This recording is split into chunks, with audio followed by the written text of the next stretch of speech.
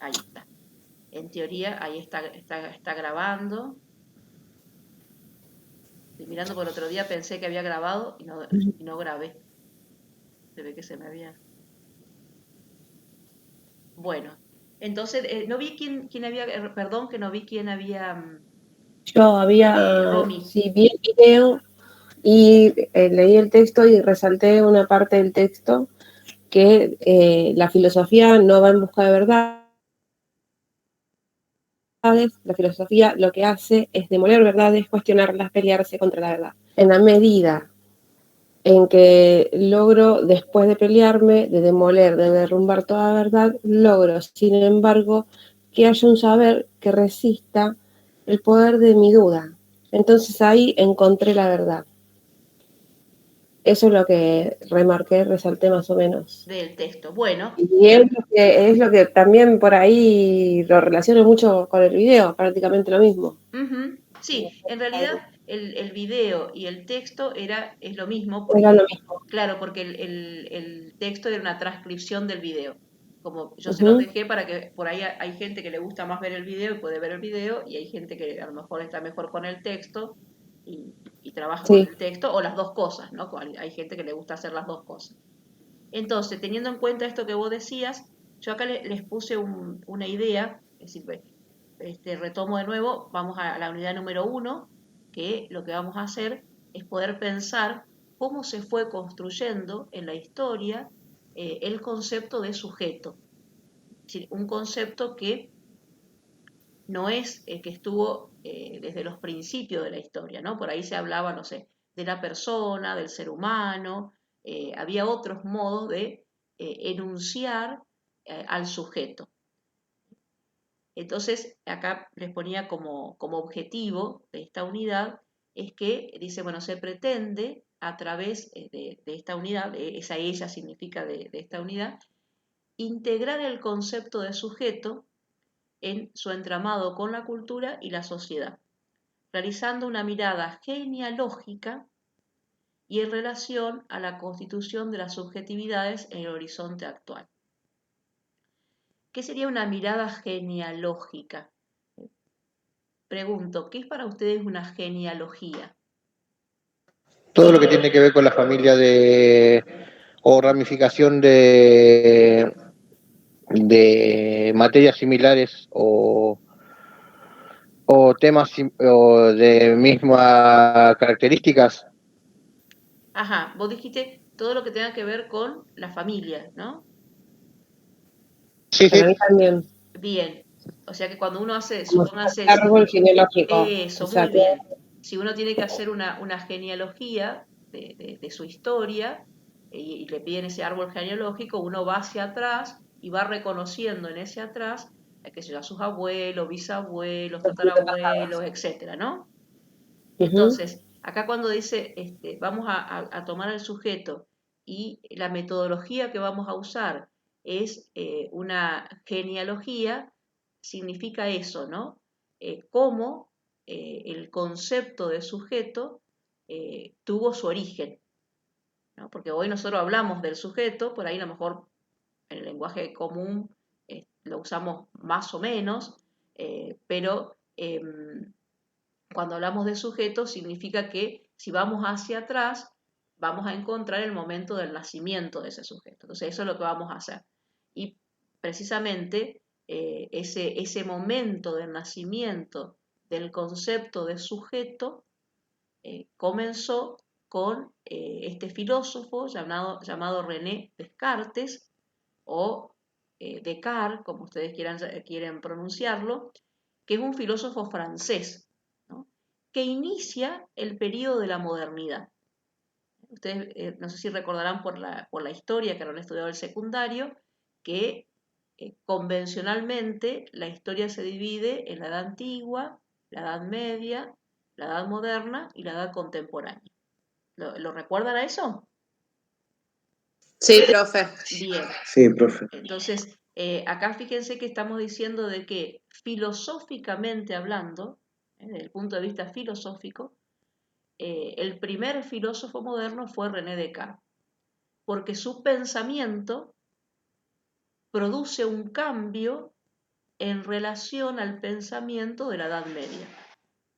Por eso podemos decir que Descartes produce un cambio en esa mirada en relación, en este caso, en relación a aquello que se consideraba el ser humano, ¿no? Entonces él funda el sujeto. Ahora vamos a ver qué significa eso, ¿no? Y después acá en este pequeño fragmento que estaba haciendo referencia, dice, bueno, vamos a hacer una mirada genealógica en relación a esa constitución del sujeto, pero también vamos a tener en cuenta las subjetividades actuales, ¿no? Es decir, por eso yo les decía, vamos a ir haciendo un recorrido de algunos filósofos que fueron repensando esa idea de sujeto cartesiana. Cuando me refiero a cartesiano me refiero a Descartes. Cuando uno se suele referir a Descartes, también se puede decir el pensamiento cartesiano. ¿Por qué razón? Porque el apellido de Descartes en latín es Cartesium. Entonces se suele decir pensamiento cartesiano, no descartesiano, sino cartesiano. Bien, entonces esto con respecto como para poder abrir esta cuestión. Los que por allí vieron el video, le instalo entonces esta pregunta, que es la siguiente. ¿Qué es lo que hace distinto el pensamiento de Descartes en relación al pensamiento de la Edad Media? ¿Qué es lo que él trae de distinto?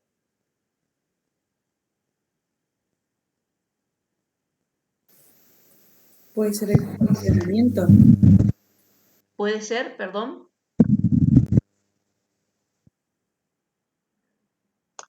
Profe, Sí, Descartes hizo hincapié en la lectura del mundo a través de la matemática. sí, Descartes también era un matemático que todos nosotros hemos pasado por la matemática en la escuela secundaria, y yo no sé si se acuerdan, probablemente sí, de los ejes cartesianos. ¿Recuerdan en matemática cuando hacían los ejes Sí, cartesianos?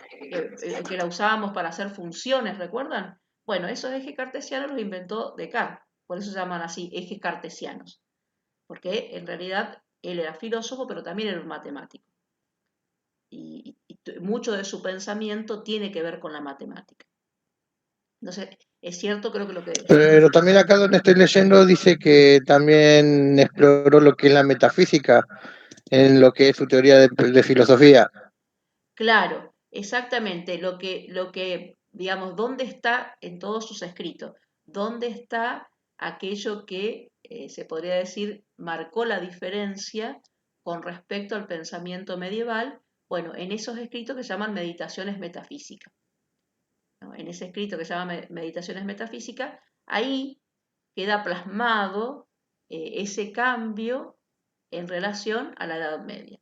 Entonces yo lo que les preguntaba, que en el video está, o en el texto está, ¿qué es lo distinto? ¿Cómo piensa la realidad de Descartes que marca una diferencia, Profe, o cómo la pensaba en la Edad Media? Sí. el sentido de las cosas deja de estar en el objeto y pasa a estar en el sujeto. Muy bien, ahí decía el texto eso, ¿no? El texto o el video. ¿Y qué entienden ustedes por eso? Que el sentido de las cosas deja de estar en las cosas y pasa a estar en el sujeto.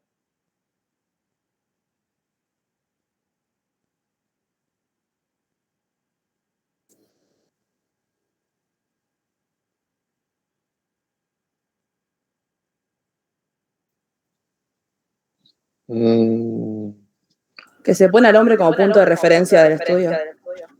Eso, exactamente. iba a decir justo eso. También que como se dice, como en esa cosmovisión ya no se ve más lo divino o lo sagrado como influencia. Muy bien. Entonces, ¿están viendo esa diapositiva que les estoy mostrando, chicos? Sí. Sí, Bien. Sí, sí. Entonces, fíjense que estamos ubicados en el siglo XVII, es decir, fines del siglo XVI y usted sobre tiene la todo imagen siglo congelada. XVII. ¿Cómo? Que usted tiene la imagen media congelada. Ahí volvió. Debe ser porque cuando se comparte pantalla a veces gasta como, no sé cómo se llama, más energía, no sé cómo se llamará. Entonces a veces se congela la imagen. Pero me están escuchando, ¿no es cierto? Sí. Bien, entonces Sí, profe. chicos, y les decía que estamos ubicados, Descartes nació en el año 1596 y muere en el 1650. Es decir, que su pensamiento, el núcleo de su pensamiento fue en el siglo XVII, ¿no?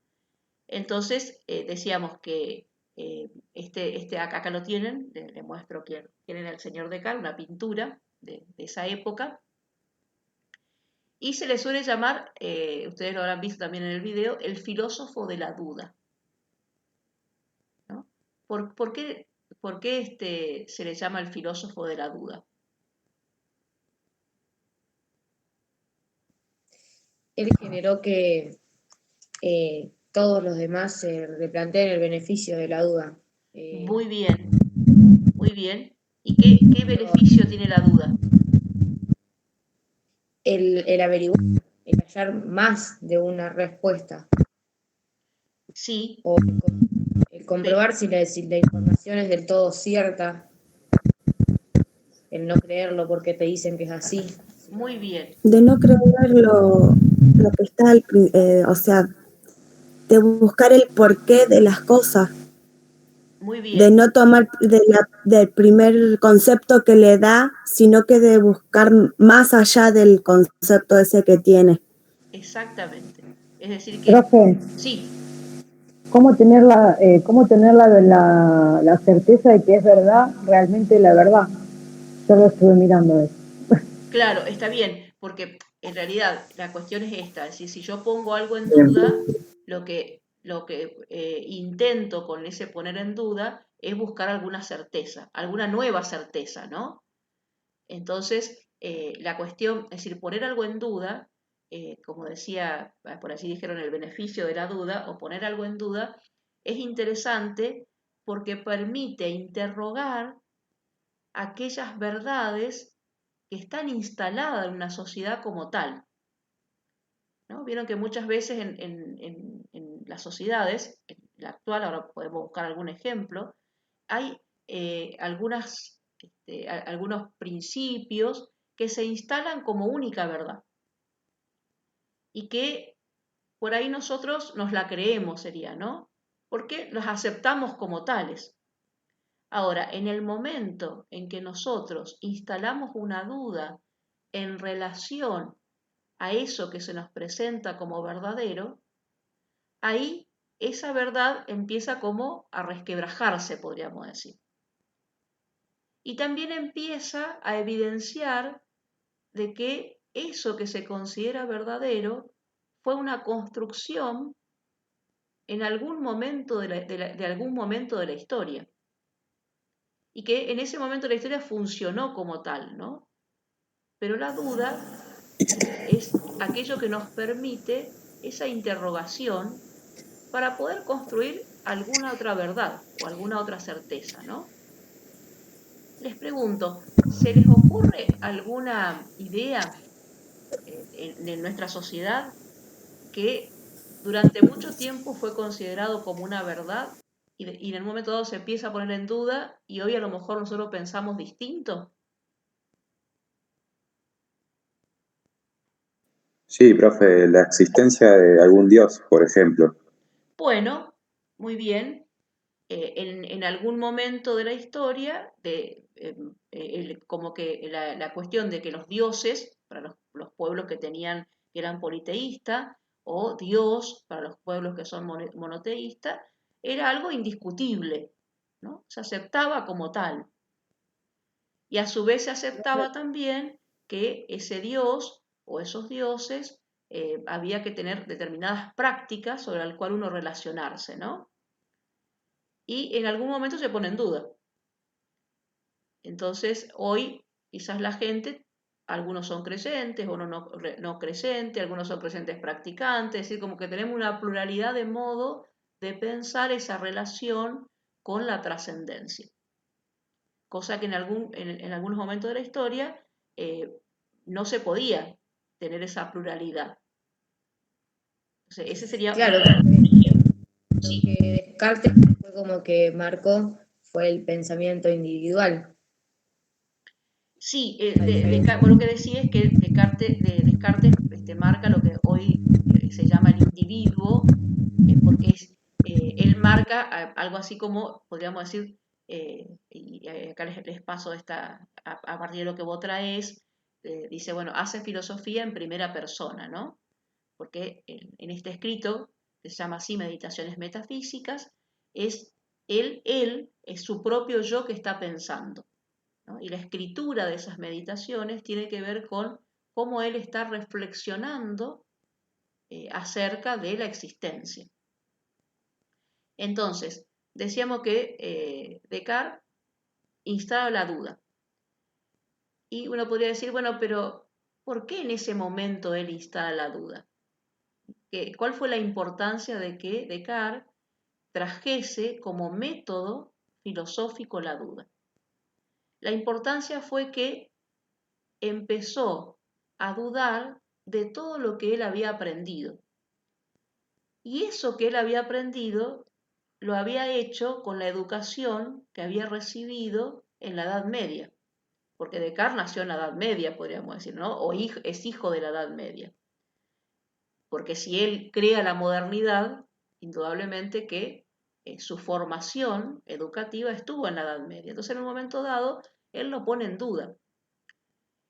Y para decirlo así en forma sintética, ¿cuáles eran algunas de las características de la Edad Media? La primera característica, que abarca toda la Edad Media, es que era teocéntrica. Es decir, que Dios, y en este caso estamos hablando del Dios cristiano, del Dios de la Iglesia Católica.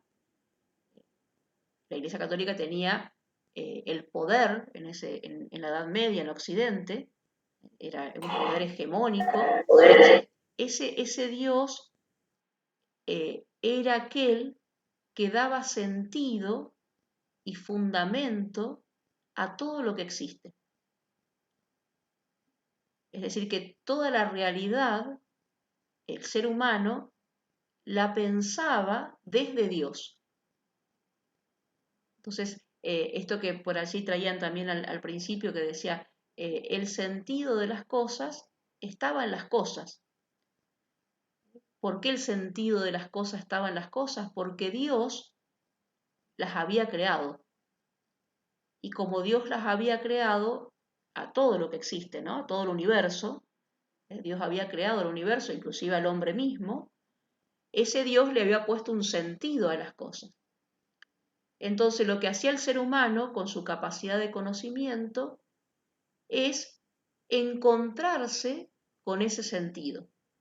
De alguna forma era como que iba a las cosas a conocerlas y se encontraba, a partir de su capacidad intelectual, abstraía, podríamos decir, lo que las cosas son, ¿no? Entonces podía conocer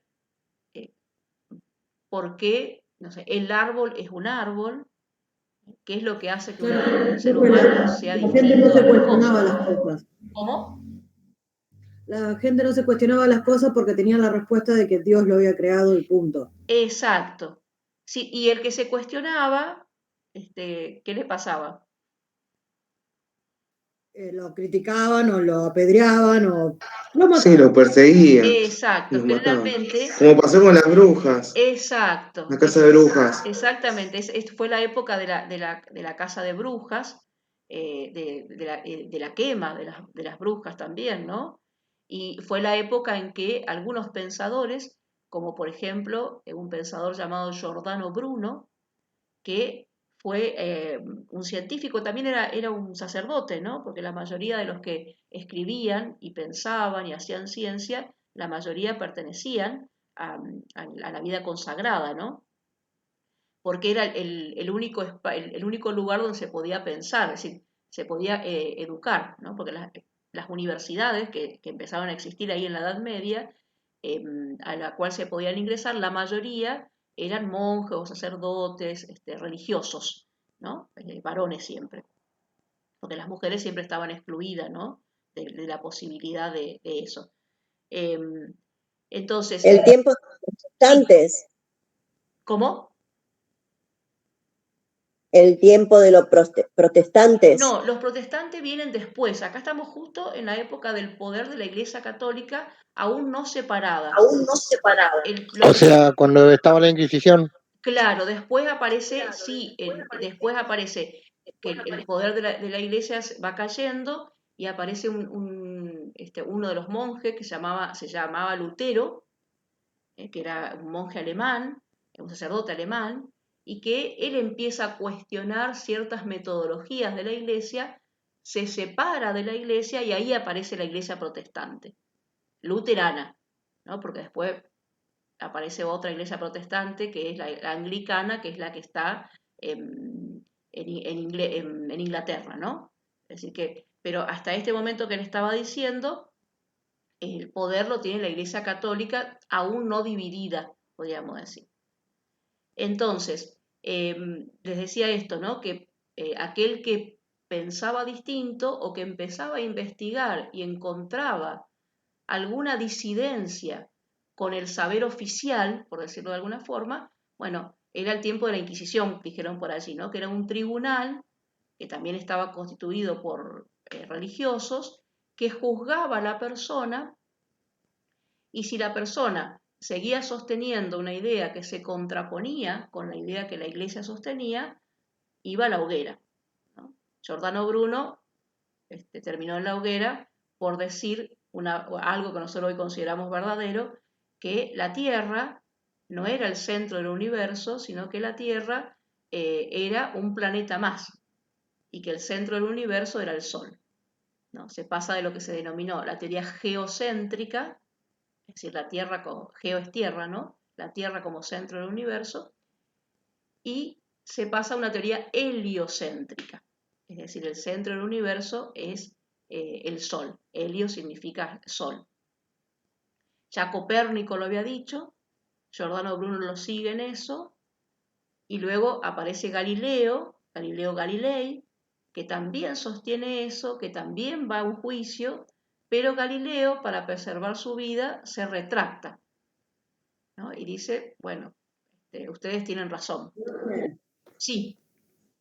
Galileo era que, bueno, se retractó, pero recién creo que el siglo pasado o este siglo es que se lo perdonó, por así decirlo.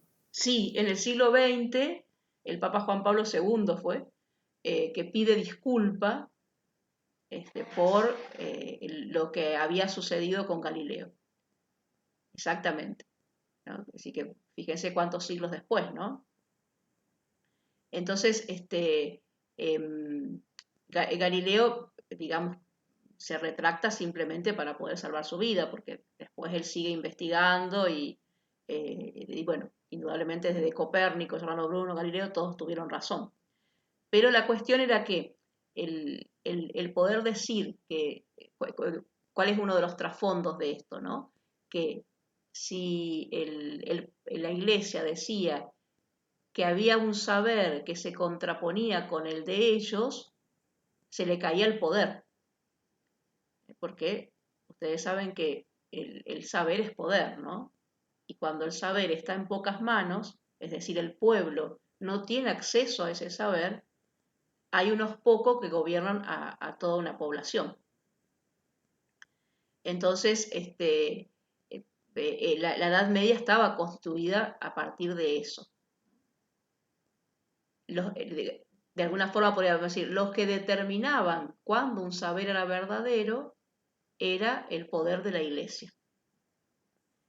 De esto duda Descartes, ¿no? Descartes instala la duda de todo esto, es decir, de todo esto que me enseñaron, dice él, ¿no? En estas meditaciones metafísicas, acá yo les ponía, fíjense lo que él dice, para investigar la verdad es preciso dudar, en cuanto sea posible, de todas las cosas. En realidad fue revolucionario el hecho de que instalara una duda en un tiempo en que no se podía dudar públicamente, podríamos decir, ¿no? Porque internamente uno podía dudar, pero no decirlo, ¿no? Pero en una época donde la duda le estaba vedada y había que aceptar las verdades tal cual como la decían, él la instala como metodología filosófica. Y por eso fue revolucionario. Hoy nosotros dudar es algo cotidiano y nadie nos va a venir a hacer un juicio porque dudemos de algún saber, ¿no? Pero en aquel tiempo fue instalar algo nuevo. Entonces, acá aparece también algo interesante, que se cambia la pregunta. En la Edad Media, la pregunta era, cuando el hombre quería conocer, el ser humano quería conocer, se preguntaba, ¿qué encuentro en el mundo? Es decir, el ser humano iba hacia las cosas, donde en las cosas estaba lo que las cosas eran. En cambio, Descartes, la pregunta de Descartes es, ¿de qué puedo estar seguro? Fíjense que ya la pregunta va dirigida al propio yo. Es decir, yo, ¿de qué puedo estar seguro? No va la pregunta hacia el mundo, sino que la pregunta va hacia la propia conciencia de ese sujeto y ese sujeto va a determinar aquello de lo cual puede estar seguro. Es decir, que ya no están las cosas, el sentido, sino que el fundamento de todo lo que existe está en ese yo que está pensando. El profe, él decía que pienso, luego existo. Exacto, esa es la gran conclusión a la cual él arriba, ¿no? Bien. Y ahora vamos a ver cómo, vamos a hacer un pequeño recorrido por cómo él arriba, ¿no? Yo les traje algunos fragmentitos del escrito de él, de Meditaciones Metafísicas, que él escribe en el año 1641, en que estamos bien en el siglo XVII, y les leo y después les pregunto a ver qué les resuena de esto. Dice, están viendo la diapositiva, chicos, ¿no es cierto? Sí, profe. Bien, por las dudas. Sí, profe. Bueno, dice, fíjense que dice, he advertido hace ya algún tiempo que desde mi más temprana edad había admitido como verdaderas muchas opiniones falsas y que lo edificado después sobre cimientos tan poco sólidos tenía que ser por fuerza muy dudoso e incierto. De modo que me era preciso emprender seriamente, una vez en la vida, la tarea de deshacerme de todas las opiniones a las que hasta entonces había dado crédito, y empezar todo de nuevo desde los fundamentos, si quería establecer algo firme y constante en las ciencias. Ahora entonces les pregunto, ¿qué les parece que nos está diciendo acá Descartes?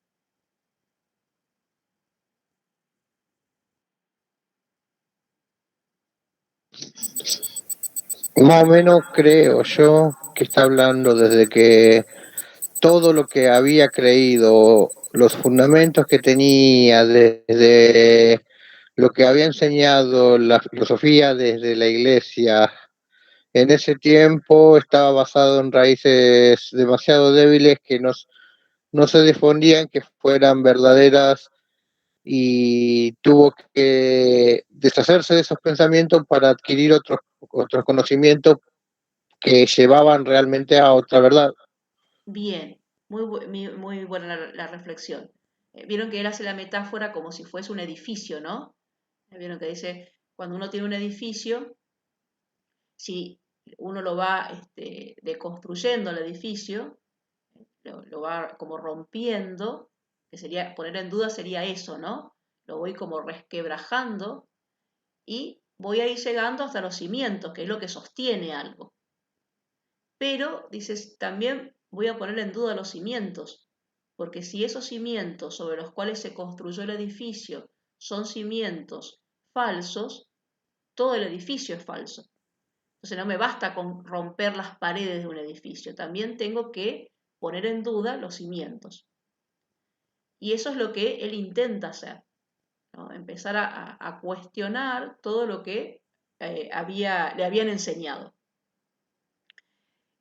Porque la idea de Descartes era, si yo pongo en duda todo, seguramente voy a poder encontrar algo de lo cual no pueda dudar, ¿no? Que sea tan cierto, que se me presente, decía él, a mi conciencia con tanta certeza, que sea imposible ponerlo en duda. Si yo encuentro eso, dice Descartes, ese va a ser el cimiento desde el cual voy a armar toda la filosofía, toda mi filosofía, porque él hablaba en primera persona, ¿no? Entonces acá establece, ese va a ser el método.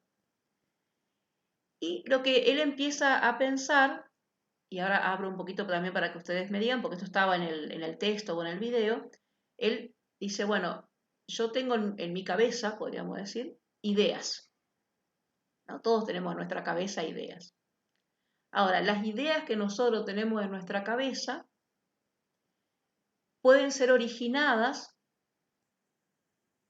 de los sentidos, es decir, a partir de las percepciones sensibles yo puedo originar una idea, o otro modo de originar la idea es a partir de la inteligencia, ¿no? Pongo un ejemplo, o lo construimos juntos. ¿Por qué ustedes tienen la idea de lo dulce? De que algo es dulce. Cuando yo le digo a ustedes lo dulce, ustedes saben de qué Por la sensación del tacto, por la sensación del sentido del gusto, Muy por bien. describirlo así. Exacto.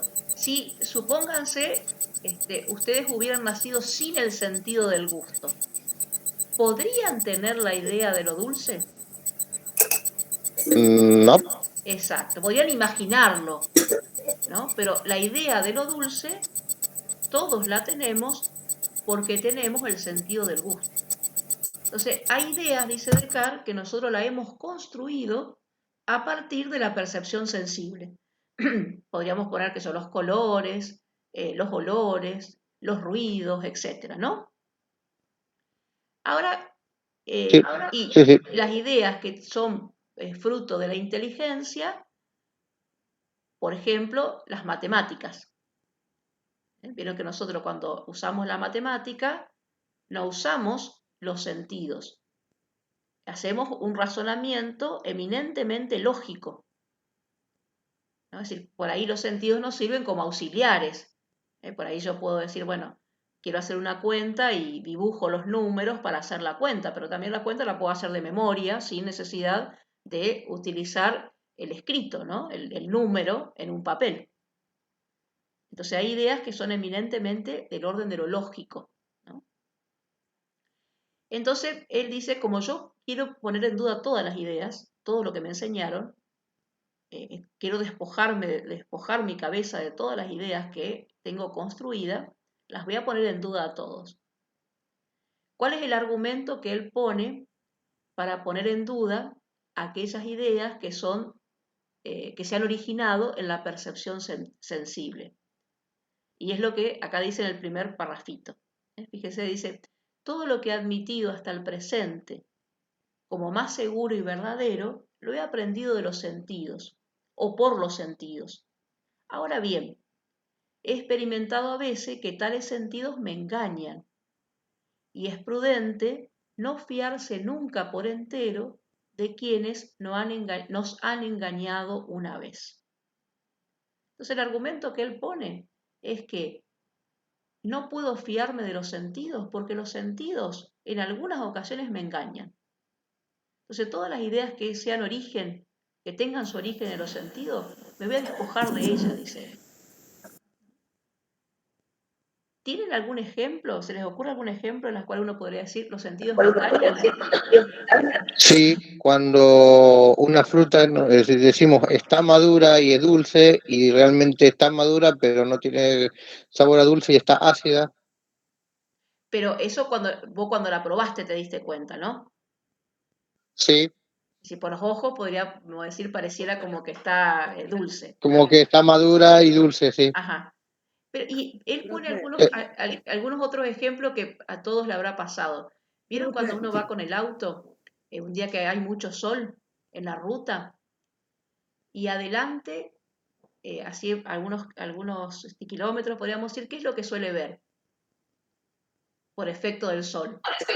Parece que está mojado. Eso. Sí, como si fuera que como que hay agua. Turbia.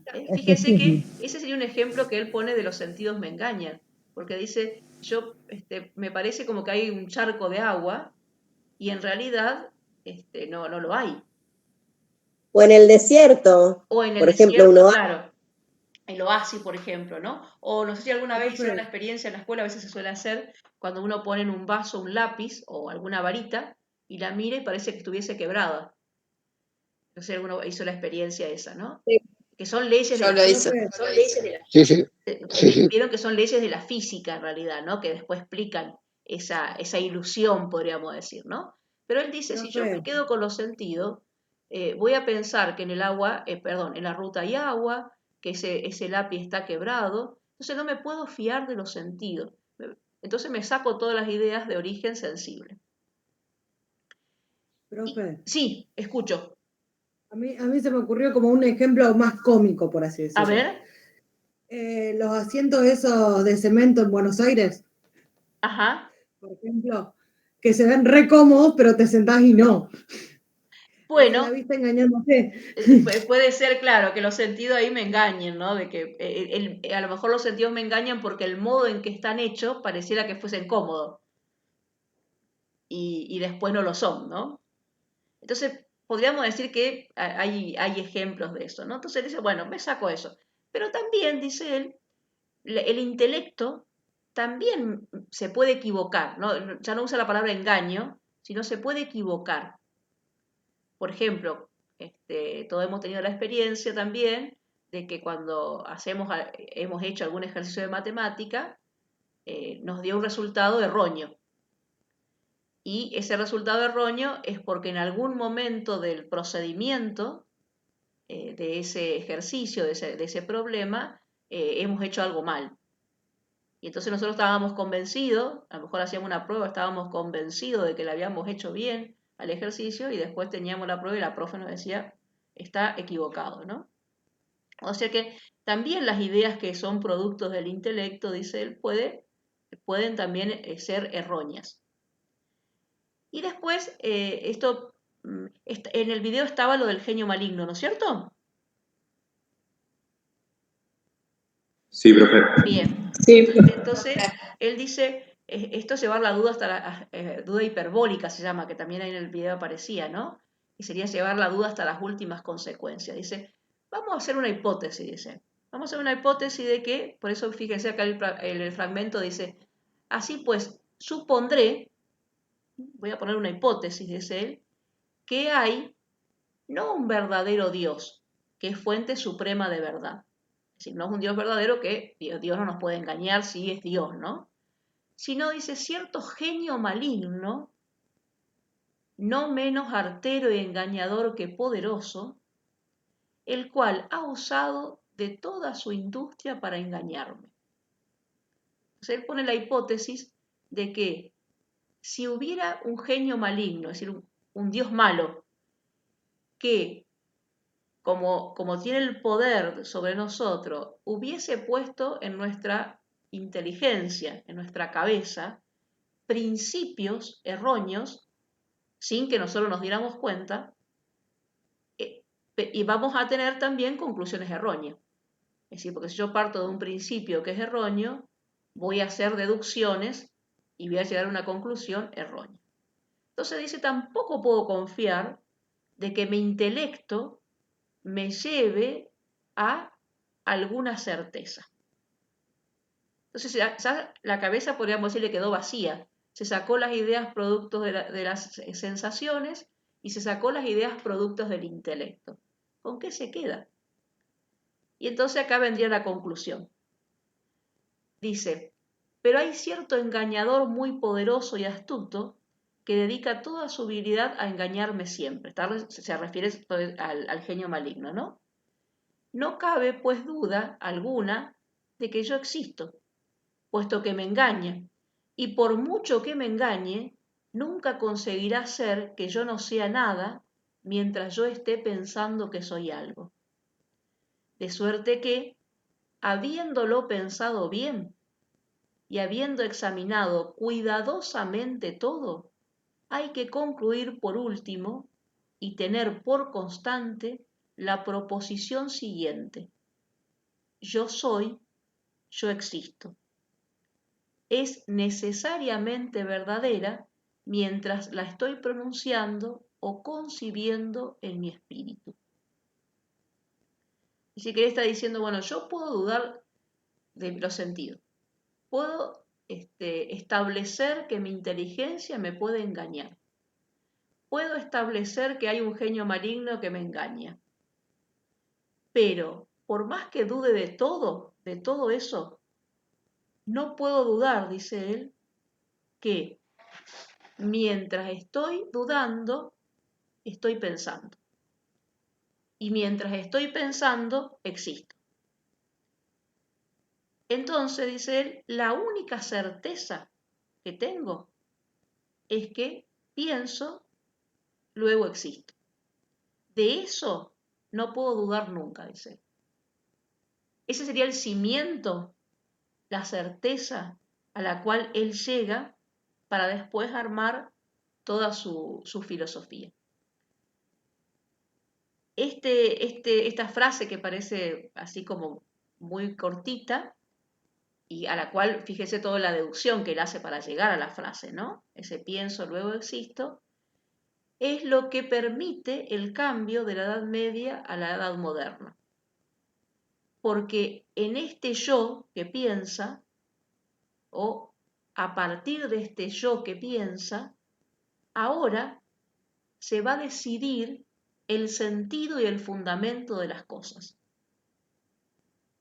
Y ahora es la conciencia de este sujeto que puede pensar libremente el que va a decidir qué son las cosas. Ya no es Dios el que decide el sentido y el fundamento de las cosas. Ahora es este sujeto.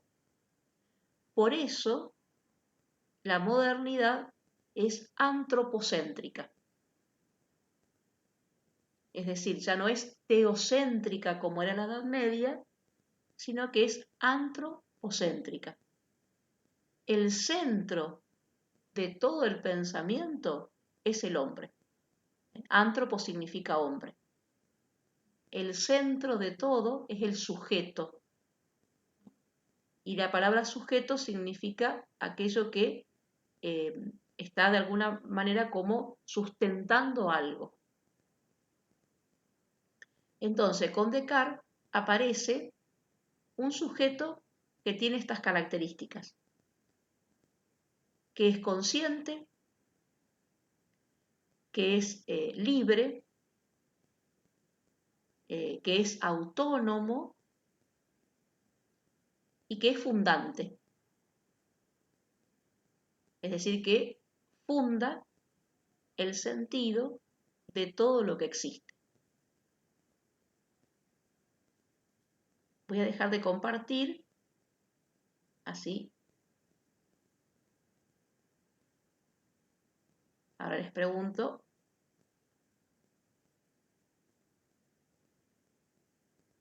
Porque ya estamos, siempre los dejo, pues ustedes tienen otra materia después, chicos, ¿no es cierto? Así que siempre termino 10 minutos antes, así ustedes descansan y se conectan con la profe, o con el profe, no sé si tendrán la o el profe. A ver, les pregunto, ¿les quedó claro a partir de la lectura que ustedes hicieron y esto que les estaba diciendo? Sí, profe. Sí. Bien. Sí, profe. Más o menos, pero sí. Bien, cualquier cosa, hacemos así, la clase que viene vamos a retomar de nuevo para que a lo mejor algunos los que no leyeron el texto puedan ir de nuevo al texto. Nos quedó la idea de cómo él, a pesar de que rompe con la Edad Media, hace una deducción de que Dios existe. Nos quedó ahí esa idea, pero la próxima clase la retomamos, ¿no? Para ver por qué también. Porque por ahí algunos dicen que hace toda esa deducción de que Dios existe porque como era contemporáneo a Galileo y sabía que a Galileo lo habían llevado a la Inquisición, como para cubrirse de alguna forma, dice, bueno, también voy a deducir que Dios existe y me pongo a salvo, sería, ¿no? Algunos dicen que es por eso, que él hace toda esa deducción de que Dios existe. Vieron que en el video también Darío Stanriver hace esa deducción que hacía Descartes acerca de la existencia de Dios, ¿no? Chicos, entonces, para la semana que viene, yo les voy a dejar un texto ahí en el Classroom que se llama Los pensadores de la sospecha.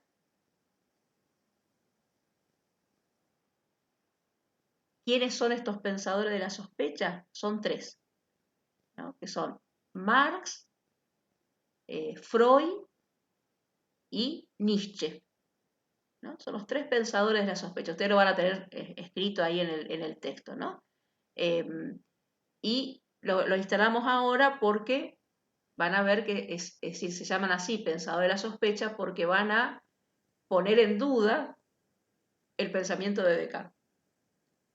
Es decir, que van a tener una actitud sospechosa acerca de cómo pensó al sujeto Descartes, ¿no? Es un texto bastante cortito, creo que tiene 3 o 4 hojitas, entonces también les pido lo mismo, que ustedes puedan leerlo y a partir de eso vamos a conversar la próxima clase. Ahí hay alguien que está levantando la mano, Adelina, no sé si querías hacer alguna pregunta. Sí. ¿René no creía que existía Dios? En realidad, mira, quedó en duda eso. Por un lado, algunos dicen que sí, pero en realidad el Dios que él construye es el Dios filosófico. Es decir, no es lo mismo que ser un creyente, ¿no? Pero él deduce que Dios existe, inclusive le da a Dios un papel importantísimo, porque Dios es la garantía de que el ser humano pueda conocer. Es decir, que en el sistema cartesiano Dios cumple una función importantísima, pero siempre desde el punto de vista filosófico. Él no, acá estamos en la filosofía, es decir, que él no expresa desde el punto de vista teológico, ¿no? No sé si te respondí, Adelina, lo que... Sí, gracias. ¿Y alguien más quería hacer alguna pregunta? Bueno, chicos, los dejo para que se descansen un ratito antes de la otra materia. ¿Qué tienen después? ¿Salud pública tienen o no? Cuidado, comunitario, Cuidados. Hermosa. Cuidados, que tienen cuidado, sí. Así que así después se conectan. Creo que con Nati. ¿Nati es la que le da cuidados? Con Natalia, ¿cierto? No, con Verónica. Ah, Verónica, pensé que era Nati Irusta la que le daba. Bueno, chicos, que tengan un lindo fin de, y me quedo con, no sé si era José, que quería hacer alguna pregunta. Que tengan un lindo fin de semana. Nos vemos principalmente, profe. Chao. Adiós a todos.